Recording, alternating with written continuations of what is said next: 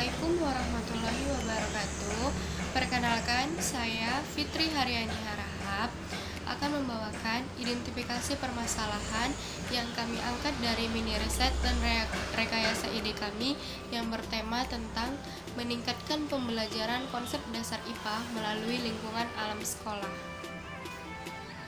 Seperti yang sudah saya jelaskan sebelumnya, kita sebagai seorang pendidik bisa mengajarkan anak dengan cara yang tidak monoton, seperti dengan membawa anak terjun langsung ke dalam alam dengan Assalamualaikum warahmatullahi wabarakatuh. Perkenalkan, nama saya Foldafa Riza Firjinia Rahab dengan NIM 12033111138. Perkenalkan, nama saya Gita Nopalisa Pasca Tarigan dari kelas K dengan NIM 12033111008. Adapun identifikasi permasalahan pada mini riset ataupun rekayasa ide kami yaitu berdasarkan konsep, hakikat dan proses belajar. Maka di sini akan dibahas mengenai pembelajaran IPA yang efektif dan menyenangkan. IPA adalah pengetahuan yang dibentuk melalui proses pengamatan terhadap gejala-gejala alam dan kebendaan secara rasional dan objektif melalui observasi dan pengamatan, klasifikasi, komunikasi, dan interpretasi data dengan menggunakan metode ilmiah.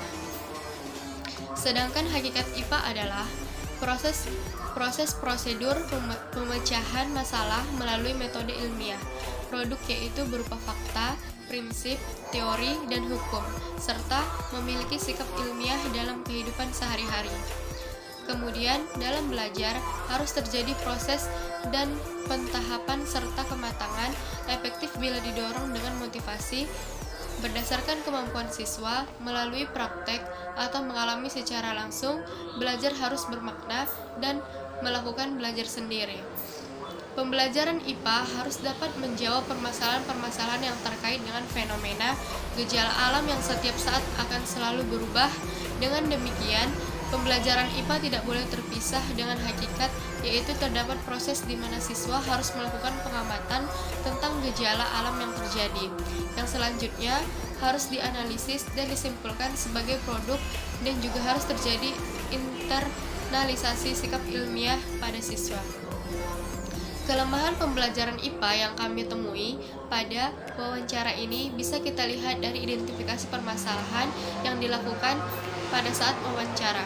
Masalah yang pertama yaitu pembelajaran IPA di sekolah masih bersifat menghafalkan dan kurang memberikan kesempatan kepada siswa untuk mengamati, meneliti tentang gejala-gejala alam yang kemudian dapat disimpulkan berdasarkan konsep-konsep akhir akan menjadi prinsip, hukum, dan seterusnya sebagai produk IPA. Permasalahan yang kedua, karena pembelajaran IPA di sekolah ini membosankan dan terlalu monoton sehingga siswa merasa bosan ataupun ngantuk ketika proses pembelajaran. Yang ketiga, karena pembelajaran IPA di sekolah tersebut terlalu terpaku pada materi sehingga siswanya menjadi ngantuk juga. Dalam proses belajar, mengikuti prinsip dan strategi pembelajaran aktif sebagaimana dikemukakan oleh Dewi Salma Parawiladigala menyampaikan 5 bentuk pembelajaran, yaitu yang pertama, keterkaitan atau relating, yang kedua, pengalaman langsung atau experiencing, yang ketiga, aplikasi atau applying, yang keempat, kerjasama atau cooperating, yang kelima, yaitu alih pengetahuan atau transferring.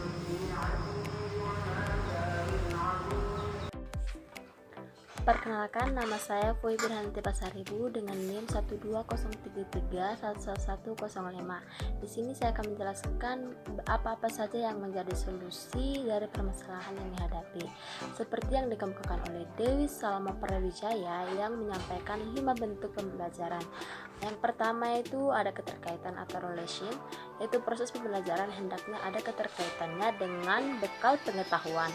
Yang kedua itu ada pengalaman langsung atau experiencing, yaitu dalam proses pembelajaran siswa perlu mendapatkan pengalaman langsung melalui kegiatan eksplorasi, penemuan, investigasi, penelitian, dan lain-lain. Yang ketiga itu ada aplikasi atau applying, yaitu merupakan fakta, konsep, prinsip, dan prosedur yang dipelajari dalam situasi dan konteks yang lain, dan ini merupakan pembelajaran tingkat lebih tinggi dari sekedar hafalan. Yang keempat itu ada kerjasama atau cooperation, yaitu saling tukar pikiran, mengajukan dan menjawab pertanyaan, komunikasi interaktif dan antar siswa dan guru. Yang kelima itu ada alih pengetahuan atau transpresi, merupakan kontekstual, menekankan pada kemampuan siswa untuk mentransfer pengetahuan, keterampilan, dan sikap yang dimiliki pada situasi lain. Seperti yang kita ketahui, agar pembelajaran IPA lebih efektif dan dapat mencapai hasil yang lebih maksimal, sebaiknya memperhatikan yang pertama itu proses berpikir, yang kedua ada keaktifan, yang ketiga pengalaman siswa, yang keempat pembentukan konsep, yang kelima aplikasi konsep. Berikut penjelasan mengenai metode pelaksanaan untuk meningkatkan pembelajaran konsep dasar IPA melalui lingkungan alam di sekitar sekolah dasar, yaitu yang pertama adalah metode karya wisata. Salah satu metode yang dapat dilakukan oleh seorang guru adalah metode karya wisata, di mana metode karya wisata adalah suatu metode mengajar dengan memanfaatkan lingkungan, lokasi, atau tempat-tempat yang memiliki sumber pengetahuan bagi siswa. Metode mengajar ini dilakukan dengan pengawasan oleh guru ataupun orang tua. Pendampingan dilakukan untuk menunjukkan sumber pengetahuan yang perlu dipahami oleh siswa. Metode karya wisata ini bisa dilakukan di tempat-tempat sejarah, di alam, atau yang lainnya. Misalnya saja, karya wisata ke kebun binatang untuk mengidentifikasi jenis-jenis binatang, apakah binatang tersebut herbivora, karnivora, ataupun omnivora. Bagaimana cara mereka bertahan hidup, bagaimana karakteristik mereka, serta cara mereka bernapas adalah apakah menggunakan insang, menggunakan paru-paru, atau menggunakan yang lainnya. Anak-anak di sekolah dasar juga bisa mengamati bagaimana bentuk dari binatang-binatang tersebut secara langsung. Bukan hanya sekedar teori, atau seorang guru juga bisa menggunakan metode yang paling sederhana dengan mengajak dan membawa anak-anak belajar keluar dari kelas dengan belajar di lapangan seperti di bawah pohon. Jadi, mereka bisa dengan rileks atau santai dan tidak bosan dalam menerima setiap pembelajaran yang diberikan oleh guru. Jadi, mereka dapat mengidentifikasi tumbuhan dan binatang yang hidup di lingkungan sekitar sekolah tersebut. Yang kedua adalah metode eksperimental di lingkungan. Metode pembelajaran eksperimental di lingkungan adalah suatu cara pengelolaan pembelajaran di mana siswa melakukan aktivitas percobaan dengan mengalami dan membuktikan sendiri suatu yang dipelajarinya.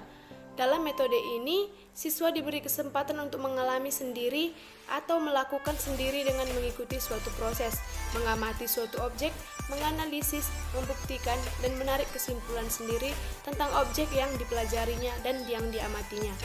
Sehingga teori-teori yang telah diberikan oleh guru dapat dibuktikan secara langsung oleh masing-masing peserta didik, karena saat berada di lingkungan alam terbuka, anak-anak jauh lebih mudah untuk mengekspresikan diri dan mengeksplorasikan di lingkungan alam sekitar untuk mencari dan menemukan atau membuktikan data, fakta kebenaran terkait teori yang diberikan kepada mereka.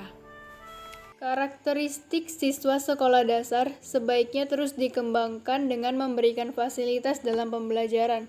Selain itu juga dapat memanfaatkan lingkungan alam sekitar siswa sehingga lingkungan alam sekitar tidak hanya menjadi hiasan namun juga dapat dijadikan sebagai sumber belajarnya.